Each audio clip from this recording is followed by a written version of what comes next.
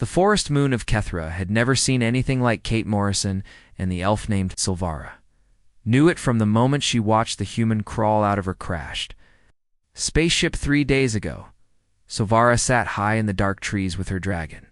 Vorthax beside her, and both of them watched the strange woman from the stars work without stopping for even a moment to rest or sleep, though. Human was doing something very odd, and Silvara could not understand what purpose it served, because Kate was digging deep holes in the ground all around her broken ship, and then she was putting sharp wooden sticks at the bottom of each hole and covering them with leaves and branches to hide. Then Silvara whispered to her dragon companion that the human had surely lost her mind from the crash, because no sane person would waste time digging holes when the razor wolves owned these woods now, and those terrible beasts killed everything that moved through their territory. The razor wolves were massive creatures with teeth like knives and claws that could tear through metal, and they hunted in packs of 20 or more, and even the bravest elf warriors had fled from this valley months ago when the wolves had claimed it as their hunting ground. Yet here was this small human woman with her dark hair tied back and dirt on her face, and she was singing while she worked, as if she had not a care in the world, and as if death was not circling closer with every passing. Harsila Ra had expected the human to die on the first night when the ship had crashed in a ball of fire that lit up the entire valley, but somehow Kate had survived the impact and had immediately started pulling things from the wreckage. The second night, Silvara thought the razor wolves would surely finish what the crash had failed to do, but the human had set up strange glowing lights around her camp and had sat by a small fire cleaning a weapon that looked far more advanced than anything Silvara had seen before now. On the third night, Silvara watched as Kate finished her preparations and stood back to look at all the work she had done with obvious satisfaction on her tired face. The human had created circles of defense around her crash site, with the innermost circle being made of sharp metal pieces stuck into the ground at angles that would catch anything trying to rush forward, and the middle circle had those covered pits with the wooden spikes, and the outer circle had thin wires stretched between trees at different heights. Silvara did not understand human technology, but she understood traps and defensive positions because she had been a warrior for 300 years, and what the human had built in just 3 days was actually quite impressive. Even if it seemed doomed to fails, darkness fell across the forest, the first howls began, and they came from all directions surrounding the crash site. Completely Kant heard them too, and she simply looked up at the darkening sky and smiled in the way that made Silvara feel very strange, because that smile was not the smile of someone who was afraid of dying, but rather the smile of someone who was ready for a good fight. The human checked her weapon one more time, and then she called out loudly to the forest and said, "Come on then, and let me see what you have." Silvara felt her eyes go wide with shock at such bold behavior, because you did not challenge the razor wolves, and you certainly did not invite them to attack Youth First Wolf. Came bursting out of the darkness, moving so fast it was almost a blur of gray fur and gnashing teeth, and it ran straight toward Kate without any caution or care. The beast never made it past the outer wire circle because its legs caught in the thin metal lines, and it went tumbling forward with a yelp of pain and surprise. And then it fell directly into one of the covered pits, and the wooden spikes at the bottom did their deadly worka. Second, Wolf tried to leap over the wires, but Kate raised her weapon and fired 3 times, and each shot hit the creature in midair, and it crashed to the ground and did not move again then. 3 more wolves attacked from different directions at the same time, trying to overwhelm the human with numbers. One got caught in another pit trap, and its howls of pain filled the night air, while the second one made it past the wire circles, but stepped on some kind of hidden plate that triggered a mechanism, and sharp metal pieces shot up from the ground and pierced through the creature. The third wolf actually made it all the way to the inner circle before Kate shot it down with calm precision, and it fell just a few feet from where she stood. Silvara realized she was holding her breath as she watched, because this was not how things were supposed to go, and the razor wolves were supposed to be unstoppable killers, but somehow this single human was defeating them one by one. 2 more wolves tried their luck, and both died in the traps that Kate had spent 3 days preparing. Then the pack seemed to realize that a direct assault was not going to work, and they pulled back into the forest shadows. Where they began to circle and watch and wait for a better opportunity, Kate sat down by her fire and pulled out a silver packet from her supplies and opened it and began eating whatever food was inside. While keeping her weapon close and her eyes on the tree Linetha, Human was acting like she had just finished a normal day of work. Instead of fighting off a pack of the most dangerous predators on the entire moon, Silvara made a decision then, and she stood up from her hiding place and told Vorthax to follow her down to the ground. The dragon rumbled softly in what might have been amusement because he seemed to find the human interesting, and Silvara suspected her companion liked the fact that Kate showed no fear even when facing impossible odds. They descended from the high branches, with Silvara landing lightly on her feet and Vorthax gliding down behind her with his massive silver wings spread wide. Kate did not jump or cry out in surprise when they appeared, and she simply turned her head to look at them and said, "I wondered when you were going to come down." From up there, Silvara felt her eyebrows rise because apparently the human had known she was being watched this entire time. Kate gestured to the area near her fire and said, "You might as well sit and we can talk because standing in the dark seems uncomfortable." Siliv moved closer, but she kept her hand near her sword just in case, and she said, "How did you know?" "I was watching." Youth Human pointed to a small device on her belt and said, "Thermal sensors, and they show heat signatures, and I saw you and your big friend up in the trees on the first night." Silvara looked at Vorthax, who seemed entirely too pleased with himself, and she said, "You knew we were there the whole time?" Kate nodded and said, "Yes, and I figured if you wanted to kill me, you would have tried by now, so I decided you were probably just curious about what the crazy human was." Doing Silvara had to admit that was fairly accurate reasoning. The human studied Vorthax with obvious interest and said he is beautiful in earth. Legends about dragons did not do them justice at all. Despite herself, Silvara felt a small smile form on her face, because people who appreciated her dragon companion were rare, and most beings were too afraid to say anything nice about Vorthax. Said, "His name is Vorthax, and I am Silvara of the Mungard, and we are the last rangers of the Eastern Reachers." Kate nodded and said, "I know who you are because my ship computer has a database with information about this moon and your people, and apparently you have a price on your head from something called the Crimson Dominion."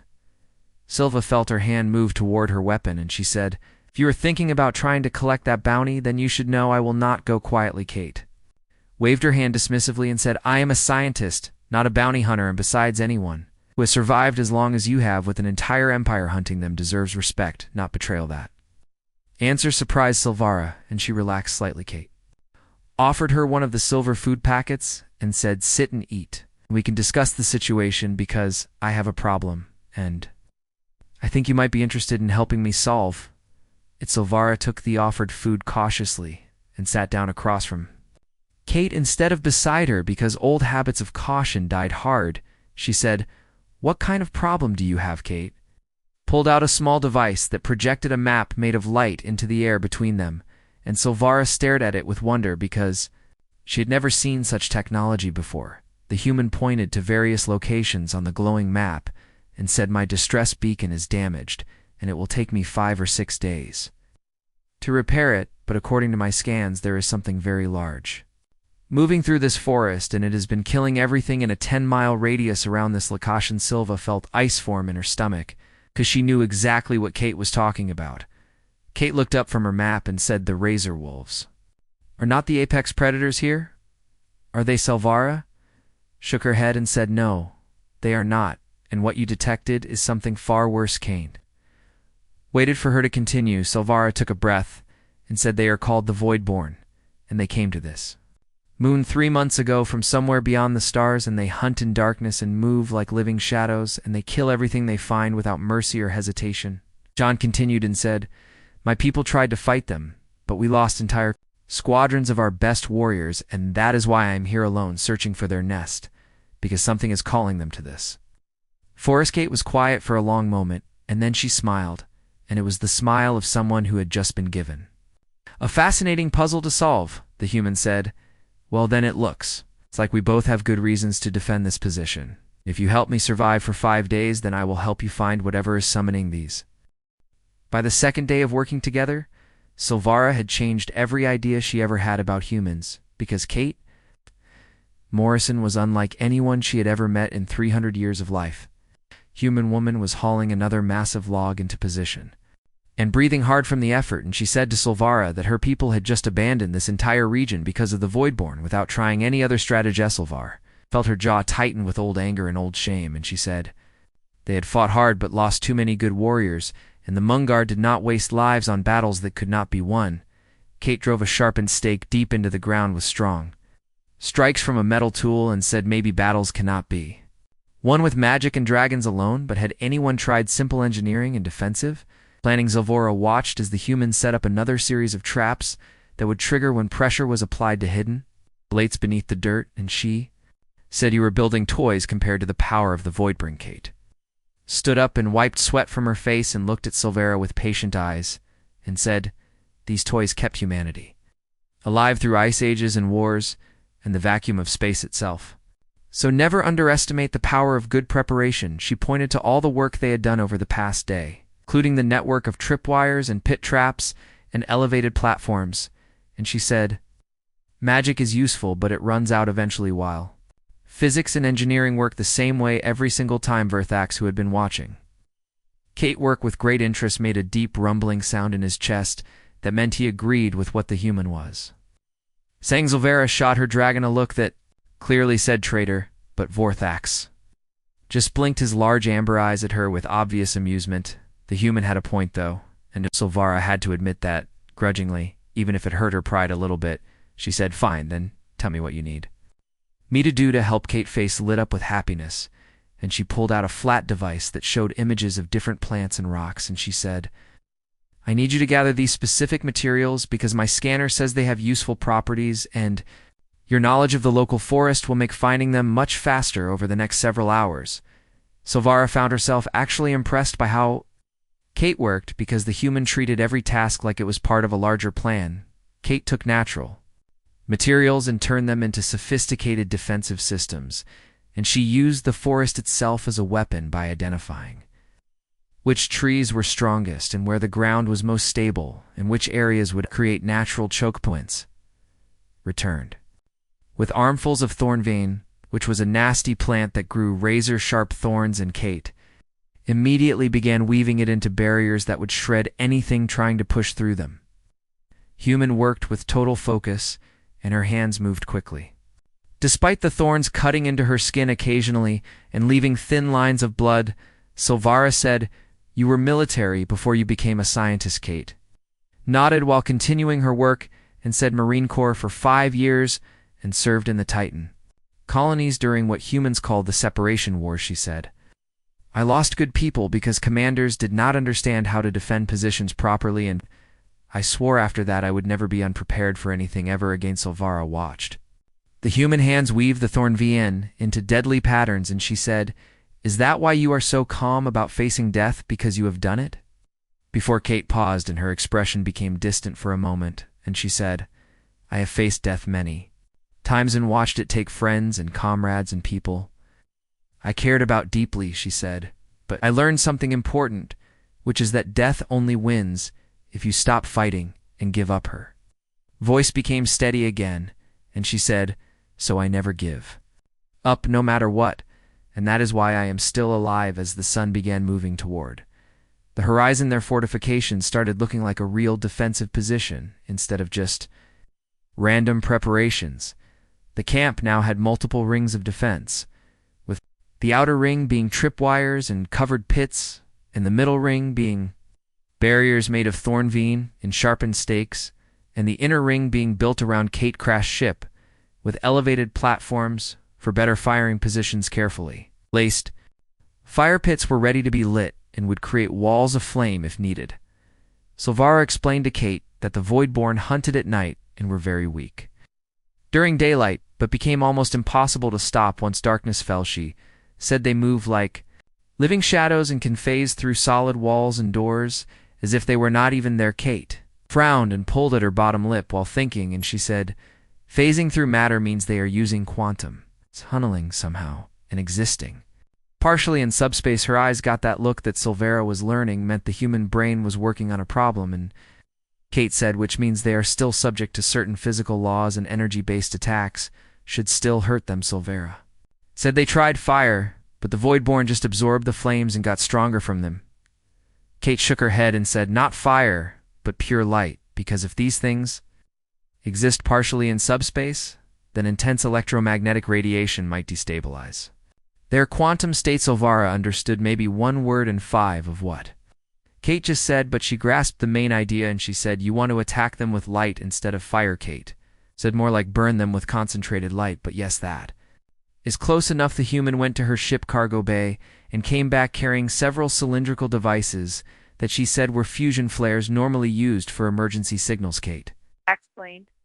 They generated enough light to turn night into day, and if the Voidborn existed partially in subspace like she suspected, then hitting them with intense electromagnetic radiation might destabilize their quantum state and kill them, Silvera said. And if your theory is wrong, Kate patted the large weapon on her belt and said, then we use regular bullets and explosives and brute force, and your dragon friend looks like he can handle himself in a real fight. Vorthax snorted, and a small gout of flame came from his nostrils as if to prove he was ready for battle. As darkness started falling across the forest, Silvera found herself standing next to Kate on the central platform they had built, and both of them were watching the shadows grow deeper between the trees. Kate had activated several motion sensors, and their soft beeping sounds created a steady rhythm in the growing quiet. Silvera said, oh, why are you really here on this moon? Because you said you are a xenobiologist, but this entire system is classified as a war zone, and no civilian ships should be anywhere near here. Kate was quiet for a long moment, and then she said, I am tracking something dangerous, and my research team discovered it 3 years ago during deep space exploration. Shit pulled up an image on her device, and it showed a writhing mass of shadow and teeth that made Silvera blood run cold just looking at it. Kate said they called it the Harbinger, and it is ancient and predatory and spreads like a virus through space. She explained that her team thought they had contained the creature, but they were wrong, and it had been appearing on frontier worlds, always near crashed vessels or abandoned settlements. Kate said, and according to my data, something matching the Harbinger energy signature is somewhere at the center of this. For us, Silvera felt understanding dawn, and she said, the thing that is summoning the Voidburn. Kate nodded and said, exactly, because the Harbinger does not just kill things directly, but calls hunters to it and creates entire ecosystems of predators around itself. Her expression became hard and determined, and she said, I am going to find it and study it and figure out how to kill it permanently, but first we need to survive the next few nights. A motion sensor beeped once, and then another one joined it, and then suddenly 6 more were beeping in rapid succession. Han moved to her weapon with practiced speed, and she said, they are here from the darkness beyond their ring of light. Silvera saw shapes beginning to emerge, and they were tall and impossibly thin silhouettes that seemed to absorb the shadows around them. The Voidborn had arrived, horned, and there were dozens of them forming a perfect circle around the entire camp. Silvera drew her sword and felt Vorthax tense beside her, ready for battle, and she said, this is more than I have ever seen in one place. At the same time, Kate's voice was cold and steady when she said, good, because that means we only have to fight them once instead of dealing with multiple smaller attacks. She pressed a button on the device strapped to her wrist. Free single fusion flare ignited at the exact same moment.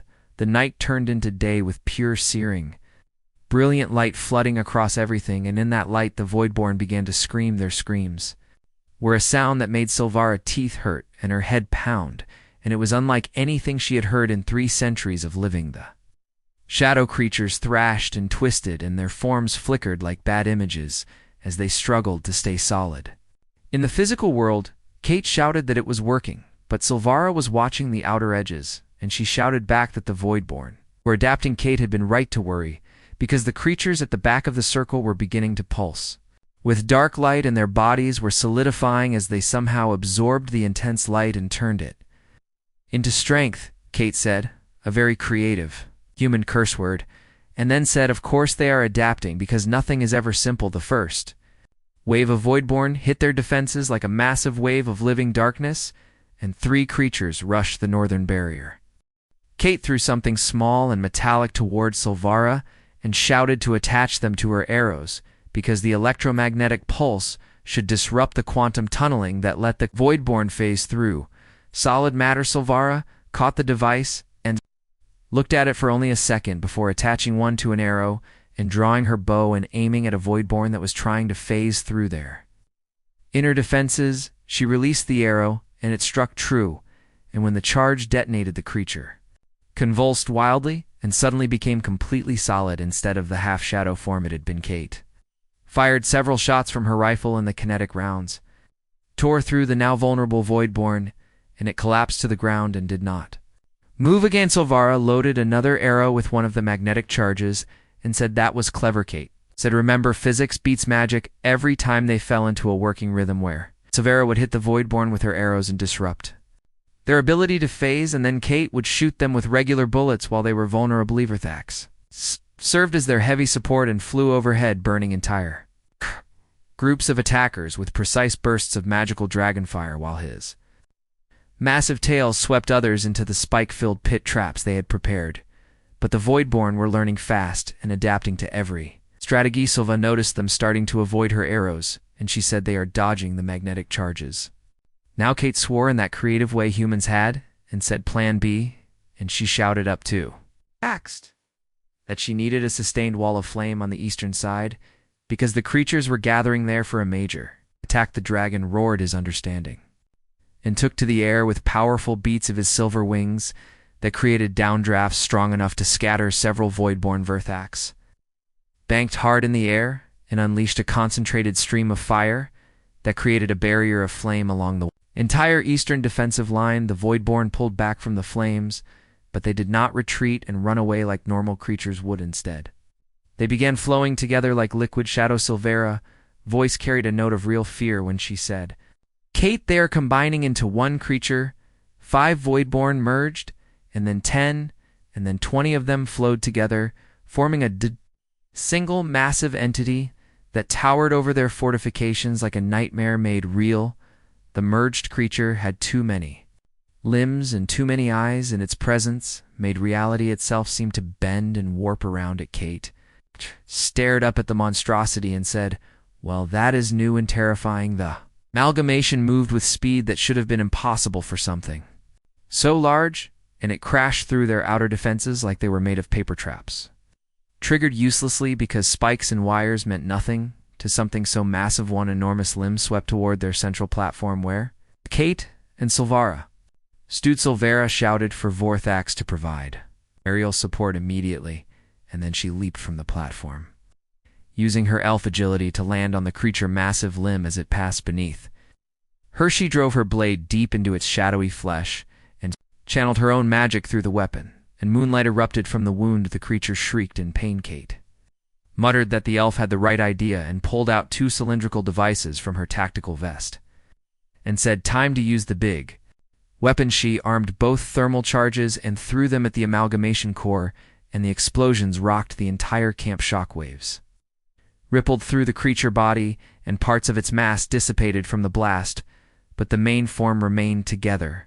Vorthax descended like a meteor with his talons extended and crashed into the amalgamation back, tearing away huge chunks of shadow matter with each strike. The dragon weight drove the creature downward and created an opening for Silvara to reach what looked like its center. She saw a pulsing core of absolute darkness that seemed to absorb even the fusion flare light. Silvara shouted that she found the heart and they needed to hit it to kill the creature. Kate was already sprinting across the chaotic battlefield, and she slid under a sweeping limb and came up running beside where Silvara clung to the creature body. She said, can you keep it stable for 5 seconds?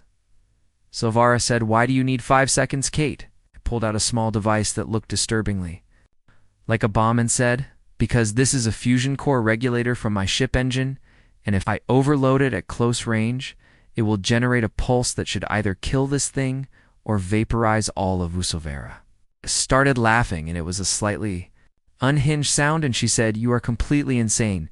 Kate grinned and said, I prefer determined, so can you give me 5 seconds or not? Silvara looked up at Vorthax, who roared his readiness, and through their mental bond she felt him understand exactly what needed to happen. She said, We can give you 3 seconds, so make them count.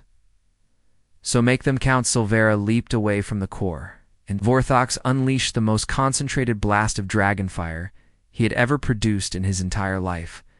The flames did not just burn, but clung to the creature sustained by dragon magic and willpower. The amalgamation thrashed wildly with all its attention, focused on the dragon that was attacking it with such fury. Kate dropped to one knee and armed the device and adjusted several settings with hands that moved faster than Silvara could track, and then she threw it directly into the pulsing core. She shouted for everyone to get down and tackled Silvara off the creature body, while Vorthax wheeled away with powerful wing beats. The fusion core detonated. It was not an explosion like fire or chemicals, but instead reality seemed to fold inward, collapsing toward the point where the device had been. The amalgamation was pulled into itself, shrieking as it compressed into a space far too small for its massive size. Then, with a sound like the universe taking a deep breath, it imploded completely into nothing. Absolute silence fell over the camp. Silvera lay on her back, staring up at stars that had suddenly become visible through the dissipating shadows beside her. Kate groaned and sat up slowly, checking herself for injurious. Silvara said, "Did that actually work?" Kate stood on shaky legs and helped Silvara up and said, "It seems like it, because I created a localized singularity that collapsed the creature quantum state and probably scattered its particles across several dimensions." Silver said, "I understood none of those words." Kate smiled tiredly and said, "It means we killed it very thoroughly around them, the remaining Voidborn. We're retreating back into the forest shadows because their confidence had been completely broken by watching their merged form get destroyed. They melted away into darkness, leaving only corpses and destruction. By Vorthax landed beside them with a triumphant roar and looked extremely pleased with himself for his part in the victory. Kate surveyed the wreckage of their camp, and most of the outer defenses were destroyed and several fires were burning, and her ship had taken additional damage from the creature assault, but they were alive, and the Voidborn were gone. She pulled out a ration bar and broke it in half and offered part to Silvara and said, 2 days down and 3 more to go, till my beacon is repaired." Silva took the offered food and studied the human with new respect, and she said, "When I first saw you crash here, I expected to be digging your grave within hours." Kate smiled and said, "Surprise, because you should never bet against a stubborn human with engineering skill." Silvera said, "Is it still a death wish if you keep surviving?" Everything. Kate thought about that and said, "Good point, and maybe it is a life wish that just looks dramatic from the outside." She started walking toward her damaged ship and said, "Come on, because we need to rebuild defenses before dawn, and then we are going to start planning how to track down this harbinger thing." Silvara said, "After we just survived that nightmare, you want to go hunt something even worse?" Kate paused and turned to look at the elf with eyes that held both determination and fire, and she said, "That is exactly when you hunt the worst thing while you are still angry enough to refuse to back down despite everything, including the exhaustion and injuries and sheer insanity of the past hours." Silvara found herself smiling. She had allied herself with either the bravest or the most foolish being she had ever met in 3 centuries, possibly both at the same time. Silvara said, "All right, human, let us go hunt a monster then." Kate grinned that fierce grin and said, "Now you are talking behind them." Vorthax rumbled with deep approval, because the dragon had always enjoyed a good hunt, and this promised to be the best hunt of his long life. They worked through the rest of the night, rebuilding what had been destroyed and improving what had survived. Kate explained her theories about the Harbinger and how it was using the Voidborn as a defense mechanism while it did something at the center of the forest. Silvara shared everything she knew about the ancient structure called the Black Spire that stood at the heart of the woods, and how no one who entered it ever came back out. Kate but they would die fighting, and that was better than waiting for death to come to them. Vorthax made a sound of agreement as the first light of dawn touched the sky. Silvara realized that she had not felt this alive in years. Working with Kate was dangerous and probably suicidal, but it was also exciting in a way that made her remember why she had become a warrior in the first place. The human had reminded her that sometimes the impossible was just the difficult waiting to be solved. With enough determination and creative thinking, they rested briefly as the sun rose and chased away the shadows. By the fourth day, Kate Beacon was nearly operational, but none of them were thinking about rescue anymore because they had discovered something far more. Important. Kate was projecting holographic data across the makeshift command center they had built inside her ship cargo bay, and she said the pattern is very consistent. She pointed to marked locations on the map and said every night the voidborn attacks get stronger, but they are not actually trying to kill us any. Morel Silva leaned forward to study the attack patterns, and she could see what Kate meant because the creatures had been systematically avoiding certain directions while concentrating their assaults on others. She said they are hurting us. Toward the Black Spear, Kate nodded and said exactly. Silvora said the Black Spire is an ancient structure at the heart of this forest, and my people believe it existed long before our civilization.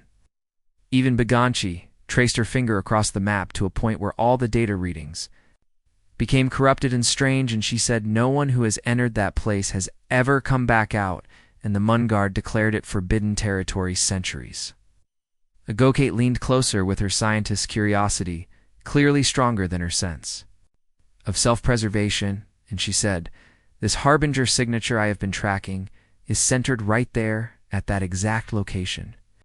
She looked up at Silvara and said, whatever is controlling the Voidborn is inside that structure. Silver said, then we should avoid it and wait for your rescue beacon to bring help and let someone else deal with the Black Spirit.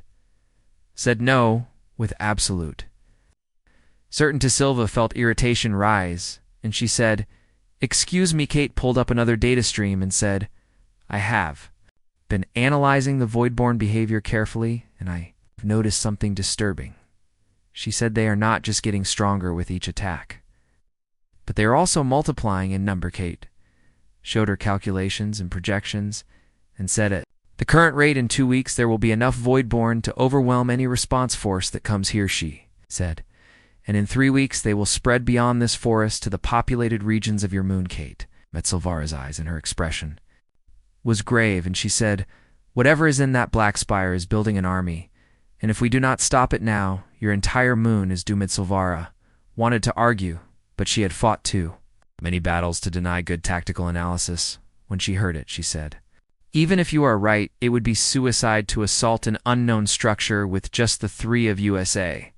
New voice said, for both women turned as a figure stepped from the shadows at the entrance of the cargo batha. Ow. Newcomer was tall and slender with pointed ears and ageless features that marked her as an elf, but she wore armor unlike anything Silvara had seen in decades. It was modern and military and completely unlike traditional Mungard equipment. Silva felt her breath catch in her throat, and she whispered Luna. The newcomer smiled sadly and said, hello, Sister Kate. Hand moved toward her weapon, and she said, someone want to explain why we suddenly have unexpected visitor. Silvera said, Luna is my twin sister, but she died 2 years ago in a Voidborn assault, and I saw her body with my own eyes. Luna stepped fully into the light and said, you saw a fabrication that the Mungard created because they wanted you to think I was dead, so you would stop looking for mesh. Said they wanted you two stop asking questions about what we found inside the Black Spirit. Kate kept her weapon ready, but her tone was curious when she said, you have been inside that structure. Luna nodded and said, I led the expedition that first encountered the Harbinger, and 20 warriors went in with me, but I am the only one who came out. She said, and I only survived because the creature wanted me to carry a message back.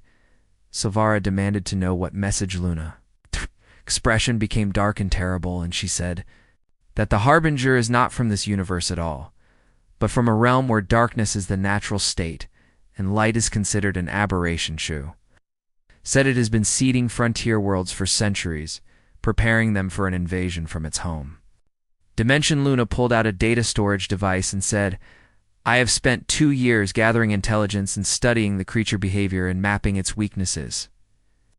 Said I thought I would have to assault the Black Spire alone, but then I tracked your distress beacon. Luna looked at Kate and said, a human xenobiologist with military training and fusion technology. Then she looked at Silvara and said, and my sister bonded to one of the last great dragons of the eastern reaches. Her smile was grim, but held hope, and she said, maybe we actually have a chance to win this fight.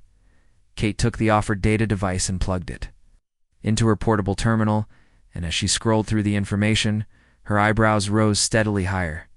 She said, this is incredible work, and you have documented the creature life cycle and energy requirements and vulnerability.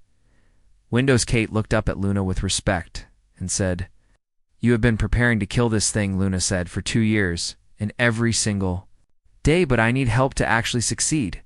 She said the Black Spire lower levels are filled with Voidborn, and the Harbinger itself is protected by quantum barriers that shift constantly. Luna said, "I need someone who can break through advanced defenses." And she looked at Kate and said, "Someone who understands physics and is not afraid to improvise with limited resources." Silva said, "And you need someone who can fight through an army of shadow monsters while you work." Luna nodded and said, "Exactly." Right, she turned to Silvara and said, "I know I have no right to ask this after letting you believe I was dead for 2 years." Her voice became softer and said, "But this is not about us or our family issues anymore, but about stopping an invasion before it consumes everything we care about." Silvara studied her sister's face, looking for the person she had known beneath the hardened warrior who stood before her. Now, the betrayal hurt deeply, because 2 years of grief had shaped Silvara into the rogue ranger who hunted Voidborn alone, but beneath her anger she felt something else, and it was relief because her sister was alive, even if she was damaged and changed. Silvara said, "I should hit you for this deception." Luna said, "You probably should, and I would deserve it," Silvara said. "But you are right about the invasion, and someone needs to keep you from getting yourself killed on this suicide mission." She extended her hand and said, "So I am in, but after this is over, you and I are having a very long conversation about trust and honesty." Luna clasped her sister's hand and tears shone in her eyes, and she said, "I accept those terms." Kate cleared her throat and said, "Touching family reunion aside, we need to move quickly." She said, "My analysis of Voidborn numbers suggest they are preparing for a major assault tonight, and they will try to overwhelm us before we can act against the Black Spirit." Looked at Luna and said, "How long to reach the structure?" "From here," Luna said, 4 hours on foot through the deep forest, but less if Vorthax can carry us through the air." Kate said, "Then we leave now in full daylight, while the Voidborn are at their weakest." She began packing equipment with practiced speed and efficiency, and said, "Luna, I will need your intelligence on the Black Spire layout, and Silvara, get your dragon ready for combat flight, because this is going to get very messy." As they prepared, Silvara found herself standing beside her sister while they both loaded weapons. Luna carried a strange fusion of elvish craftsmanship and modern human technology. Silvara said quietly that she had missed Luna every single Luna hand stilled on her weapons, and she said, "I missed you too, but God could not come back while the Mongard was covering up what we found." Her voice became hard, and she said, "They chose politics over people, and were willing to sacrifice entire regions to keep the truth about the Harbinger contend." Luna said, "I could not be part of that corruption anymore." Silva said, "So you became a ghost hunting monsters alone in the darkness?" Luna managed a small smile and said, "Someone had to do it, though. I will admit it is nice to have backup for on." Vorthax roar shook the cargo bay, signaling he was ready to fly. It emerged, carrying enough weapons to fight a small war, and her expression was set with grim determination. She said, "Is everyone ready for this?" Silvara looked at her sister and at the strange human who had become an unlikely ally, and at her dragon companion, who thrummed with barely contained eagerness for battle. They were about to assault an ancient fortress filled with extra-dimensional horrors, with no backup and minimal planning. It was possibly the most foolish thing Silvara had ever agreed to do. She said, "We are ready." Luna said, "Ready." Kate grinned that fierce, defiant grin, and said, "Then let us go kill a Harbinger." They took to the sky with Vorthax powerful wings carrying all 3 of them toward the dark heart of the forest. The Black Spire rose in the distance, looking like a twisted tower of black glass that seemed to absorb light itself. As they flew closer, Kate instruments began giving corrupted readings, and reality itself seemed to bend around the structure. Luna said, "The whole tower exists partially in subspace, and most of its mass is in another dimension."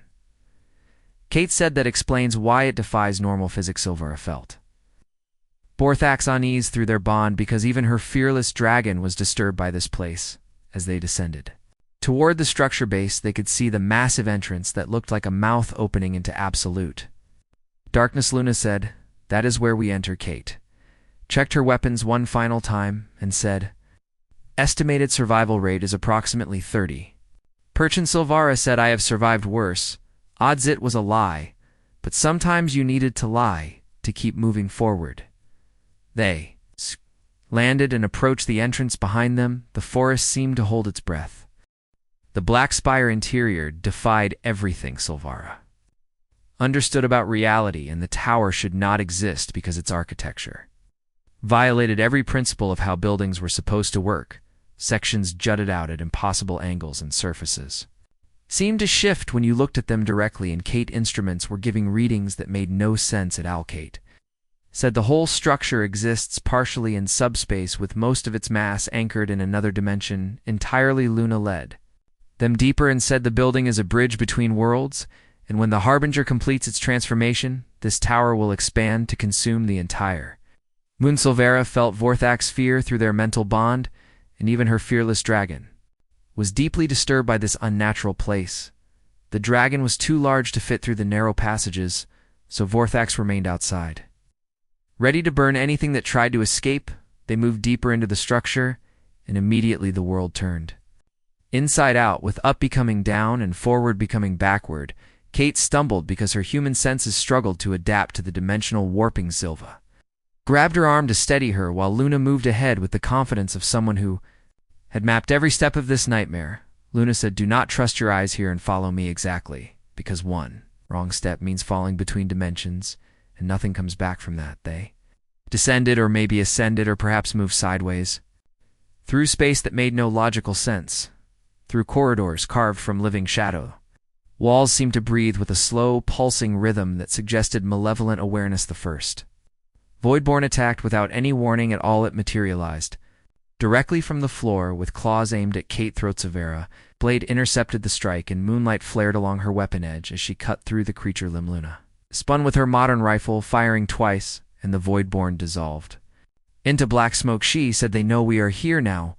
More Voidborn emerged from every surface, turning the corridor into a chaotic battlefield. Kate engineering skills helped even here, as she identified structural weaknesses and brought down sections of the corridor to seal off pursuit routes. Her kinetic weapons punched through shadow flesh with brutal efficiency. Silvara and Luna fought together the way they had as young warriors, and their movements synchronized perfectly despite years of separation.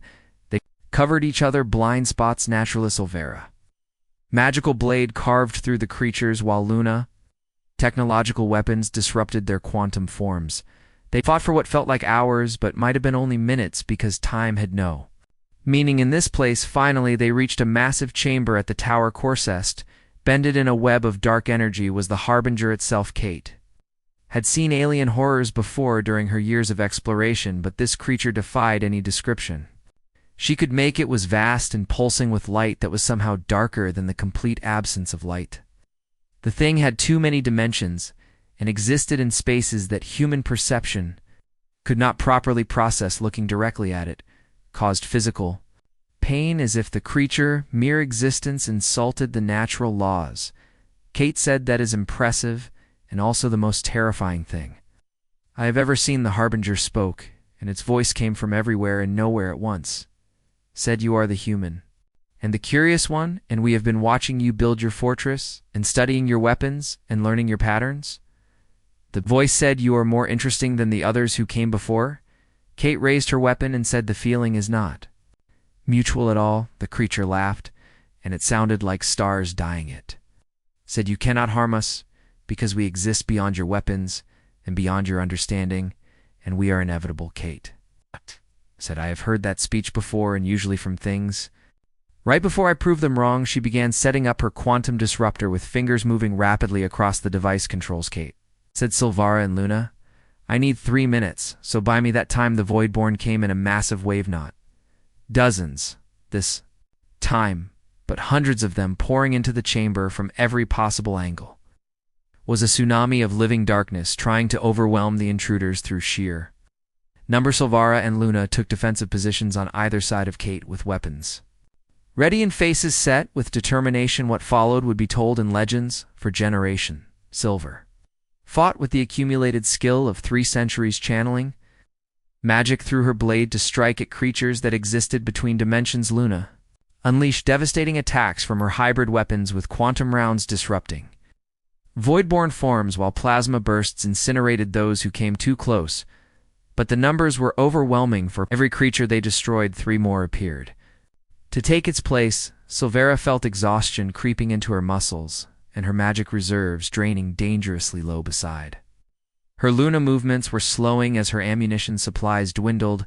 Kate shouted that she almost had it and just needed to calibrate the resonance frequency to match the quantum signature. A Voidborn broke through their defensive line and lunged at Kate. Luna threw herself in front of the attack, taking claws across her armor that left deep. Silvara killed the creature, but 2 more immediately took its place. Said, "I have got it." The what quantum disruptor activated with a tone that existed somewhere between sound and pure energy. The Harbinger shrieked as its form began flickering wildly. Kate device was interfering with the creature dimensional anchoring. The Harbinger screamed that they could not do this, and that it was eternal and beyond death. Kate said, "You were wrong about that." She activated the disruptor final sequence. Reality itself seemed to scream in protest. Harbinger convulsed as quantum feedback tore through its being. Its massive form began collapsing inward, pulled toward a point of absolute nothingness that Kate device had created throughout the chamber. The Voidborn shrieked in unison as their connection to their master began unraveling, shouted that the tower was destabilizing and the whole structure was starting to collapse. Kate grabbed her device and yelled for them to run. Silvara and Luna followed while sprinting through corridors that were now actively folding in on themselves behind them. The Harbinger death screams echoed across multiple dimensions. Sound carried pure fury and disbelief that creatures as insignificant as these 3 warriors had actually defeated it. They burst from the Black Spire entrance just as the structure began its final collapsiver. F swept down and grabbed all 3 of them in his talons and launched skyward with powerful, desperate wing beats from above. They watched the tower implode through dimensions until it simply ceased to exist in any reality. The quantum collapse created a shockwave that leveled the surrounding forest. But the energy dissipated before reaching any populated areas. Then there was only silence. Kate and Silvara and Luna lay in Vorthak's grasp, breathing hard and bleeding, and alive against every reasonable expectation. Luna said in a voice filled with wonder that it was gone, and the Harbinger was truly destroyed. Kate started laughing with the genuine joy of someone who had faced impossible odds and somehow won. She said, "We killed an extra-dimensional horror using physics and determination," and Silvara found herself laughing too, and the relief was overwhelming. She said, "You really are completely insane." Said, "I prefer to think of it as being very determined." Vorthak roared his triumph, and the sound echoed across the entire forest. It was a declaration that the nightmare had ended and that life had defeated darkness. They flew back to camp, where Kate distress beacon had finally completed its repairs during their absence rescue. Vessels would arrive within hours, bringing medical support and probably many awkward questions about what had happened. As they landed, Luna pulled Silvera aside. She said, "I have to disappear again because the Mungard will want answers I am not ready to give." Luna said, "But there are others like me who left rather than follow corrupt orders, and we are building something new and something better." She gripped her sister hands and said, "Come with me and help me change things for the better." Silvera looked at Luna and then at Kate, who was already being contacted by incoming rescue ships. Human had taught Silvera something crucial over these 5 days. She had shown that survival was not about following old patterns or accepting that some battles could not be won. It was about adapting and improvising and refusing to surrender, even when logic said, "You should." Silvera said, "I will think about your offer, but first, I need to make sure the Mungard understands what really happened here." She said, "Someone needs to tell the truth about the Harbinger and about the invasion that was prevented." Silva said, "And someone needs to ensure Kate Morrison gets proper recognition for saving this entire moon." Kate, who was now surrounded by confused rescue personnel, waved dismissively and said, "I do not need medals or recognition." Silver called back that she was getting recognition whether she wanted it or not.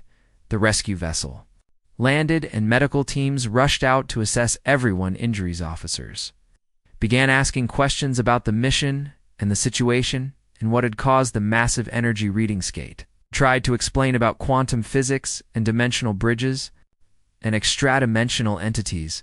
Most of the officers looked completely lost. Silvara and Luna stood together watching the chaos. Luna said, "That human is something very special." Silva agreed and said, "Stubborn and reckless and brilliant and absolutely refusing to accept the word impossible." She said Kate might be the most dangerous person in this entire galaxy. Caught Silvara eyed across the busy landing zone and grinned.